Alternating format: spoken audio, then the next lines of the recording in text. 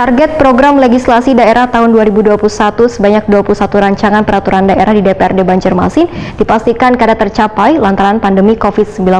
Terkendalanya pandemi COVID-19 ini sehingga sebaratan kegiatan warga hingga legislatif dibatasi untuk menanggulangi penyebaran virus agar kada meluas. Pemirsa, berikut untuk kabar selengkapnya.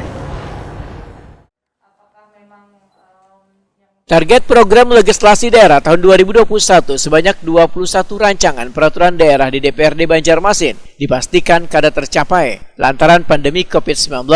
Ketua Badan Pembuat Peraturan Daerah DPRD Banjarmasin Arupa Arif Hetakuni Prima TV jelang tengah hari Kamis 11 November 2021 mendahkan target Prolegda 2021 hingga wahini tercapai kada sampai 50%. Salah satu kendalanya lantaran pandemi COVID-19 sehingga sebaratan kegiatan warga hingga legislatif dibatasi untuk menanggulangi penyebaran virus agar kada meluas. Politisi Partai Persatuan Pembangunan ini pun menyatakan setelah ada pelonggaran lantaran kasus COVID-19 mulai melandai, maka pembahasan raperda pun baru bisa dilakukan. Di antaranya Raperda APBD Perubahan 2021, Raperda APBD Murni 2022, Raperda Rencana Pembangunan Jangka Menengah Daerah 2021 hingga 2026, dan Raperda tentang pajak daerah. Selain itu, sebagian Raperda wahini masih berproses termasuk Raperda tentang revisi Perda nomor 13 tahun 2008 tentang penanggulangan dan pencegahan bahaya kebakaran Banjarmasin. Raperda Perubahan Status PDAM Banjarmasin menjadi persoroda wan Raperda revisi Perda nomor 9 tahun 2013